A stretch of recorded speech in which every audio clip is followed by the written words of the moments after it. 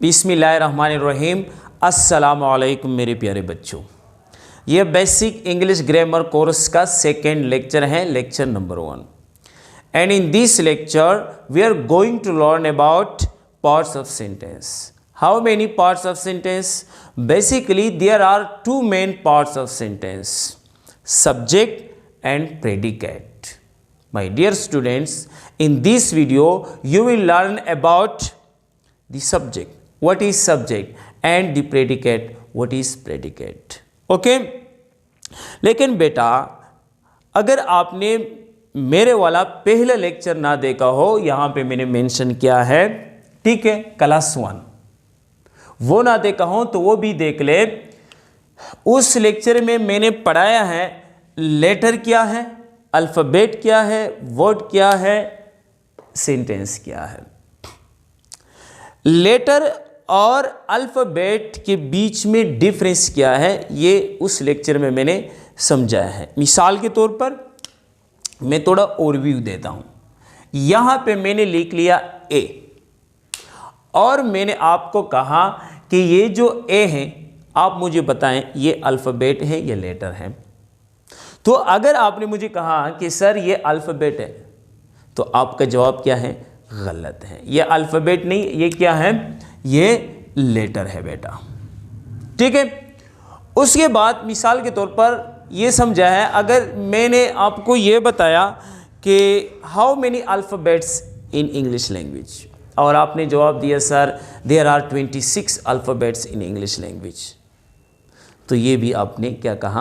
गलत कहा। इंग्लिश में 26 अल्फ़ाबेट्स नहीं है, इंग्लिश में एक अल्फ़ाबेट है, एक अल्फ़ाबेट है, इंग्लिश में 26 लेटर्स हैं, ठीक है।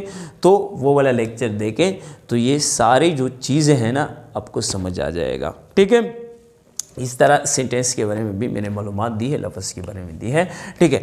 अच्छा बेटा आज हमारा जो लेक्चर है वो क्या है? Parts of sentence. पार्ट्स का मतलब हिस्से ऑफ का के की सेंटेंस यानी जुमले के हिस्से। Basically there are two main parts of sentence. जुमले के दो हिस्से होते हैं। एक होता है सब्जेक्ट। सब्जेक्ट किसे कहते हैं? यहाँ पे मैंने दो डिफिनेशन लिखे हैं। एक मैंने लिखा है doer of an action is called subject. काम करने वाले को सब्जेक्ट कहते हैं। स्कूल में भी आपने सीखा होगा मिसाल के तौर पर। अच्छा, और दूसरा डिफिनेशन मैंने लिखा है सब्जेक्ट इज हु और what the sentence is about. Subject वो शख्स, ये चीज़ होता है ना जिसके बारे में जुमला हो, वो भी सब्जेक्ट होता है, ठीक है। तो ये वाला जो डिफिनेशन है ना, doer of an action is called subject, काम करने वाले को सब्जेक्ट कहते हैं, ये कंप्लीट डिफिनेशन नहीं है, ये हर एक सब्जेक्ट पे अप्लाई नहीं होता है। कैसे? आप ज़रा एग्जाम्पल नंबर 1 को देखें। Ahmad is writing a letter. Ahmad एक खत लिख रहा है। तो इसमें अहमद जो है ये क्या है? सब्जेक्ट है। क्यों सब्जेक्ट है? इसलिए सब्जेक्ट है कि यहाँ इस जुमले में अहमद जो है वो क्या कर रहा है? काम कर रहा है। इसलिए हम अहमद को कहते हैं कि ये सब्जेक्ट है, क्योंकि ये लिखने वाला जो काम है कौन कर रहा है? अहमद कर रहे हैं। तो ये वाला डिफिनेशन जो है ना, काम करने वाले को सब्जेक्ट कहते हैं, तो ये यहाँ पे अप्लाई होता है। तो अपनी टिक का जब मैं आपको कहूँ ना अहमद क्यों सब्जेक्ट है, तो आप कहेंगे सर अहमद काम कर रहा है इसलिए सब्जेक्ट है। अच्छा, मैंने तो फिर ये दूसरा जुमला देखें, Ahmad is a good boy. Ahmad एक अच्छा लड़का है। तो मैंने कहा अच्छा ये भी जुमला है ना, तो इसमें आप सब्जेक्ट बताएं। तो आप कहेंगे, क्योंकि आपको थोड़ा तो इतना तो नॉलेज है, सर अहमद क्या है? सब्जेक्ट है। तो फिर मैं कहता हूँ क्यों सब्जेक्ट है? आप सोचेंगे अहमद इसलिए सब्जेक्ट है कि ये काम कर रहा है, क्योंकि आपने तो ये सीखा है कि काम करने वाले को सब्जेक्ट कहते हैं। और अगर आप ये कहें कि ये इसलिए सब्जेक्ट है कि अहमद काम कर रहे हैं, तो आपको पता नहीं चलता है। इस जुमले में भाई अहमद कोई काम नहीं कर रहे, अहमद तो वहाँ पे है, पता भी नहीं है कि कहाँ पे है, इस्लामाबाद में कहाँ पे है, बैठा हुआ है, सोया हुआ है, हमें पता भी नहीं है कि अहमद कहाँ पे है, क्या कर रहे हैं। ये तो मैं कह रहा हूँ कि अहमद एक अच्छा लड़का है, तो इसमें ये वाला जो है अहमद ये कोई काम नहीं कर रहा है। ये जो बात है ना इज अ गुड बॉय, एक अच्छा लड़का है, ये बात किसके बारे में हो रही है? अहमद के बारे में हो रही है। तो अगर आप मुझसे पूछे ना कि सर इसमें अहमद क्यों सब्जेक्ट है, तो मैं इस तरह जवाब दे दूंगा कि अहमद इसलिए सब्जेक्ट है कि ये जो बात है ना जुमले में, ये अहमद के बारे में हो रही है। और हमने यहाँ पे जो सेकेंड डिफिनेशन है, ये वाला कंप्लीट डिफिनेशन है, ये सीखे। सब्जेक्ट इज हु और what the sentence is about. वो शख्स, ये चीज जिसके बारे में बात हो रही हो तो वो सब्जेक्ट होता है। यानी तो बस आप सिंपली ये सीखें, काम करने वाला या जिसके बारे में बात की जा रही हो तो वो क्या है, सब्जेक्ट है। तो ये आसान है। तो ये वाला दोनों पर अप्लाई होता है, जिसके बारे में बात की जा रही हो तो वो सब्जेक्ट है। तो ये कंप्लीट इसलिए है कि ये दोनों पे अप्लाई होता है। देखो यहाँ पे भी अप्लाई होता है। Ahmad is writing a letter, Ahmad एक खत लिख रहा है। तो इज राइटिंग अ लेटर, ये बात किसके बारे में की जा रही है, अहमद के बारे में, तो अहमद सब्जेक्ट है। अगर आप इस तरह ना कहें ना कि अहमद काम कर रहा है इसलिए सब्जेक्ट, अगर आप इस तरह कहें कि ये जो बात है ना अहमद के बारे में की जा रही है इसलिए अहमद सब्जेक्ट है, तो फिर भी आप क्या है, ठीक है। तो इसलिए मैं बच्चों को कहता हूं कि आप ये वाला जो डिफिनेशन है ना ये सीख ले, तो फिर कोई प्रॉब्लम नहीं होगी आपके लिए, ठीक है। तो ये भी सीख लें कि ये जो सब्जेक्ट है ये एक लफ्ज़ भी हो सकता है, दो वर्ड्स भी हो सकते हैं, दो से ज़्यादा भी हो सकता है, एक आधा जुमला भी सब्जेक्ट हो सकता है। अभी आपको पता चलेगा। यहाँ पे देखो number 3, Ahmad and Tayyab are coming. Ahmad और तैयब आ रहे हैं। यहाँ पे देखो कितने वर्ड्स हैं, 3 वर्ड्स हैं। अहमद है, एंड है, तैयब है। और ये जो 3 वर्ड्स हैं ये क्या है, सब्जेक्ट है। क्यों सब्जेक्ट है कि ये जो बात है किसके बारे में हो रही है, अहमद और तैयब के बारे में हो रही है, ठीक है। अच्छा, यहां पे देखो number 4, the book is good, किताब क्या है, अच्छा है। तो इसमें सब्जेक्ट क्या है, सोचो ये जो बात है किसके बारे में हो रही है, इज गुड, अच्छा है, बुक के बारे में। तो दी बुक क्या हो गया, सब्जेक्ट हो गया। सिर्फ बुक नहीं, दी भी है। अच्छा, अब हम आते हैं प्रेडिकेट की तरफ। प्रेडिकेट क्या है, प्रेडिकेट सिंपली जुमले का वो हिस्सा होता है। इन्हें मैंने कहा कि जुमले में 2 हिस्से होते हैं। एक सब्जेक्ट होता है जिसके बारे में बात की जा रही हो, और जुमले का वो हिस्सा जो सब्जेक्ट के बारे में बात करता है तो वो क्या होता है, वो प्रेडिकेट होते हैं सिंपली, ठीक है। मिसाल के तौर पर यहां पे आप देखें, predicate tells about the subject. ये मैंने बहुत शॉर्ट डिफिनेशन लिखे और है कंप्लीट, इस तरह के कंप्लीट नहीं है। Predicate tells about the subject, predicate subject के बारे में बात करता है, यानी सब्जेक्ट के बारे में बताता है। कैसे, आप जरा एग्जांपल को देखिए समझ आ जाएगा। Ahmad is playing cricket, Ahmad cricket खेल रहा है। तो इसमें यहां पे आप देखो ये वाला जो हिस्सा है ये तो क्या हो गया, ये तो सब्जेक्ट हो गया। और सब्जेक्ट के बाद मुकम्मल ये वाला जो हिस्सा है ये आपका क्या है, प्रेडिकेट है। इज प्लेइंग क्रिकेट, क्रिकेट खेल रहा है। ये बात जो है किसके बारे में की जा रही है, सब्जेक्ट के बारे में। तो ये मुकम्मल जो हिस्सा है ये वाला, ये आपका क्या है, प्रेडिकेट। और प्रेडिकेट मुश्तमिल होता है वर्ब पर, कभी कभार वर्ब ऑब्जेक्ट दोनों पर, सिर्फ वर्ब पर भी मुश्तमिल होता है, वर्ब एंड कंप्लीमेंट पर भी, ठीक है, एडजेक्टिव, नाउन, ये सारी चीज़ें बाकी जितने भी हिस्से हैं ना जुमले में वो जी प्रेडिकेट पर मुश्तमिल होता है। वो बाद में हम सीखेंगे 1 बाई 1। ऑब्जेक्ट क्या होता है, डायरेक्ट ऑब्जेक्ट क्या होता है, ठीक है, कॉम्प्लीमेंट क्या होता है, एडजेक्टिव, वर्ब, ये सारे चीज़ हम क्या करेंगे, सीखेंगे। अभी हम ये सिर्फ ये सीख रहे हैं कि प्रेडिकेट और सब्जेक्ट क्या होता है, ठीक है। तो सिंपली बस आप ये सीखे कि सब्जेक्ट काम करने वाला, ये जिसके बारे में बात की जा रही हो तो वो सब्जेक्ट है, और प्रेडिकेट वो हिस्सा होता है जुमले का जो सब्जेक्ट के बारे में बताता है। बस इंग्लिश में आप इस तरह सीखें, predicate tells about the subject, और द सब्जेक्ट इज हु और what the sentence is about, ठीक है। तो ये आपका क्या हो जाएगा, ये मसला हल हो जाएगा। अब सेकेंड एग्जाम्पल देके समझाने के लिए, Tayyab English house, Tayyab English house is a channel. ये त्वय्यब इंग्लिश हाउस जो है ये क्या है, ये एक चैनल है, चैनल का नाम है। तो ये जो है त्वय्यब इंग्लिश हाउस, ये हमारा क्या है, सब्जेक्ट है। क्यों सब्जेक्ट है कि इज अ चैनल जो है एक चैनल है। ये बात किसके बारे में हो रही है, त्वय्यब इंग्लिश के बारे में। और यहां पे देखो ये कितने वर्ड्स हैं, 3 वर्ड्स हैं। अच्छा, एक और बात जो वेरी वेरी इंपॉर्टेंट है आपके लिए, सब्जेक्ट और प्रेडिकेट सेंटेंस में उनकी आइडेंटिफिकेशन जो है, कैसे आप आइडेंटिफाई करेंगे कि ये सब्जेक्ट है और ये प्रेडिकेट है। जब कोई आपको लंबा सेंटेंस बताए, बहुत ज़्यादा लंबा हो, तो अक्सर बच्चे कंफ्यूज होते, क्योंकि आप ज़रा ये जुमला देख, मैंने एक लंबा सेंटेंस लिखा है, तो आप क्या कहेंगे कि इसमें सब्जेक्ट क्या है। देखो, most of the students in the class are attentive, ये जुमले अब ज़रा पढ़ें।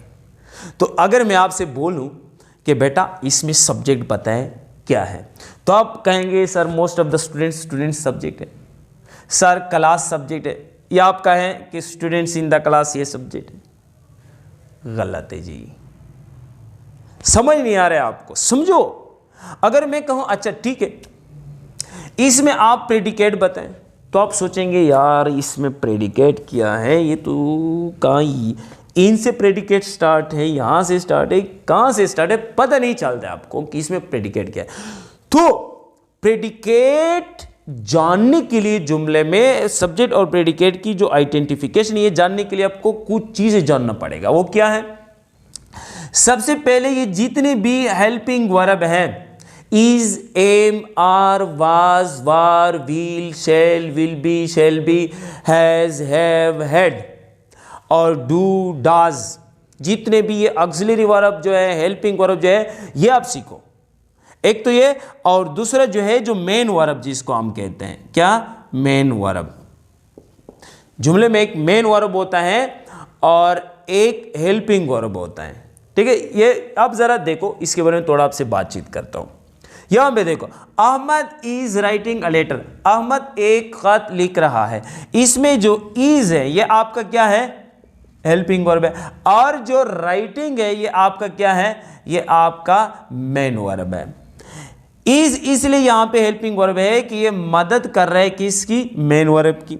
और यहां पे देखो, Ahmad is a good boy, Ahmad एक अच्छा लड़का है, तो यहां पे इज जो है ये हेल्पिंग वर्ब नहीं है। क्या है? यहां पे इज खुद क्या है? ये मेन वर्ब है। और मेन वर्ब के काइंड्स में ये लिंकिंग वर्ब भी उसको कहते हैं, और उसको जो है स्टेट ऑफ बीइंग वर्ब भी कहा जाता है। स्टेट ऑफ बीइंग वर्ब भी कहा जाए, क्योंकि यहाँ पे इज ने अहमद की स्टेट बताया है, और दूसरी बात उसने ये की है कि ये वाला वर्ड्स जो हैं ये इज ने अहमद के साथ लिंक की है, इसलिए उसको लिंक वर्ब भी कहा जाता है और स्टेट ऑफ बीइंग वर्ब भी कहा जाता है। तो मैं आपको क्या समझा रहा हूँ? मैं आपको ये समझा रहा हूँ कि जब भी किसी फिक्रे में आप प्रेडिकेट तलाश करते हैं, प्रेडिकेट आइडेंटिफाई करते हैं, तो सबसे पहले आप क्या करो? वर्ब पर नजर डालो। जुमले में जहां से आपका मेन वर्ब स्टार्ट हो या आपका हेल्पिंग वर्ब स्टार्ट हो, तो वहां से मुकम्मल जो इसके बाद हिस्सा होगा वो क्या होगा? प्रेडिकेट होगा। मिसाल के तौर पर आप यहां इस जुमले को देखो, समझ आ जाएगा। Most of the students in the class are attentive, तो आपका जो मेन वर्ब है उसमें कौन सा है? यहां पे आर जो है, आर, ये आर आपका क्या है? हेल्पिंग वर्ब नहीं है, याद रखिए ये यहां पे मेन वर्ब है, क्योंकि अटेंटिव जो है ये इसके साथ, देखो ये आर इसलिए हेल्पिंग वर्ब नहीं है कि इसके साथ जो लफ्ज है वो वर्ब नहीं है, ये क्या है? Adjective attentive. Most of the students in the class are attentive, class में जितने भी स्टूडेंट्स हैं वो क्या है? मुतवज्जे हैं। तो यहां से आर से लेकर मुकम्मल ये वाला जो हिस्सा है ये आपका क्या है? प्रेडिकेट है। और क्लास से लेकर यहां तक देखो कितना लंबा जुमला हुआ, ये मुकम्मल जो फ्रेज है आपका क्या है? सब्जेक्ट है। तो मैंने ये कहा जहां से हेल्पिंग वर्ब स्टार्ट हो वहां से आप क्या करें? कहो कि यहां से बाद जो जुमला है ये क्या है? प्रेडिकेट है। अगर वो वर्ब जो मेन वर्ब हो, हेल्पिंग वर्ब हो, लिंकिंग वर्ब हो, जो भी हो, या इस तरह जुमले भी हो सकते हैं जहां पे कोई हेल्पिंग वर्ब इस्तेमाल नहीं होता है, तो आपने ये देखना होगा इसमें मेन वर्ब क्या। मिसाल के तौर पर अगर यहां पे मैं बोलूं Ahmad, KNOWS, Ahmad knows me, Ahmad मुझे जानता है। ठीक है, तो यहाँ पे हेल्पिंग वर्ब तो नहीं है, तो यहाँ पे क्या है, नोज मेन वर्ब है, तो यहाँ से लेकर ये वाला जो हिस्सा है ये क्या होगा, प्रेडिकेट होगा। तो मैंने क्या बोला, मैंने ये बोला कि जब भी आप प्रेडिकेट और सब्जेक्ट की आइडेंटिफिकेशन करते हैं तो सबसे पहले आप क्या करें, मेन वर्ब पर फोकस करें, यानी वर्ब पर फोकस करें कि इसमें वर्ब कौन सा है। तो वर्ब से अगर उसके साथ हेल्पिंग वर्ब है तो हेल्पिंग वर्ब से बाद जो जुमला होगा वो आपका क्या होगा, प्रेडिकेट होगा। अगर जुमले में कोई हेल्पिंग वर्ब मेन वर्ब के साथ नहीं है, सिर्फ मेन वर्ब है, तो वहां से लेकर आपका जुमला मुकम्मल उसके बाद जितने भी जुमला हो वो आपका क्या होगा, प्रेडिकेट होगा। तो मेरे प्यारे बच्चों, ये वाला जो लेक्चर था ये सारा बस आज का जो लेक्चर है वो ख़त्म हो गया। ठीक है, तो आज मैंने सिर्फ आपको ये समझा कि सब्जेक्ट क्या है, प्रेडिकेट क्या है। ठीक है, और ये यहाँ पे जो मैंने लिखा है बेसिक इंग्लिश ग्रामर कोर्स, ठीक है, ये है बेसिक इंग्लिश ग्रामर कोर्स का ये लेक्चर नंबर 2 है, और इसमें मैंने सिर्फ सब्जेक्ट और प्रेडिकेट के बारे में आपसे बातचीत की। अगर आपको कोई मसला हो, समझ ना आया हो, तो आप कमेंट के ज़रिए बता भी सकते हैं कि सर ये किस तरह होता है। तो फिर इंशाल्लाह मैं इन अदर वीडियो में इसके बाद जो मेरा लेक्चर होगा उसमें पहले मैं वो बात समझाऊंगा, बाद में हम क्या करेंगे, आगे जाएंगे। इसके बाद जो मैं लेक्चर रिकॉर्ड करूँगा वो उसमें मैं ये बताऊँगा कि ये सेंटेंस में और जो चीज़ें होती हैं, वर्ब जो होता है और जो ऑब्जेक्ट होता है और इसके साथ सब्जेक्ट, यानी सब्जेक्ट वर्ब ऑब्जेक्ट, ये 3 चीज़ें हम सीखेंगे और उनकी जो ऑर्डर है, पहले क्या लिखना है, बाद में क्या लिखना है। ठीक है, यानी सबसे पहले ऑब्जेक्ट लिखना है या वर्ब लिखना है, सब्जेक्ट लिखना है या वर्ब लिखना है, ऑब्जेक्ट लिखना है, ये तरतीब ऑर्डर हम सीखेंगे। और ये 3 चीज़ें, सब्जेक्ट तो आज जो मैंने सीखी, वहाँ पे कल हम सिर्फ वर्ब और ऑब्जेक्ट की बात करेंगे, लेकिन साथ में ये भी उनका जिक्र हम करेंगे। ठीक है, तो आज के लिए इतने ही काफ़ी हैं, और आपका बहुत बहुत शुक्रिया। और आपसे ये रिक्वेस्ट की जाती है कि अगर आप इंग्लिश सीखना चाहते हैं तो आप हमारा जो चैनल है वो सब्सक्राइब करें, और ये जो बेल आइकन है, बेल जो बटन है, इसके ऊपर ये उनको प्रेस करें, दबाएं, और जो ऑल वीडियोज़ हैं उनके ऊपर क्लिक करें। तो फिर जब भी मैं कोई नया लेक्चर अपलोड करूँगा तो उसका नोटिफिकेशन आपको मिल जाएगा, और आप आसानी से मेरे लेक्चर से आप सीख पाएंगे और मेरे लेक्चर्स आप देखेंगे। वस्सलाम, बहुत बहुत शुक्रिया जी।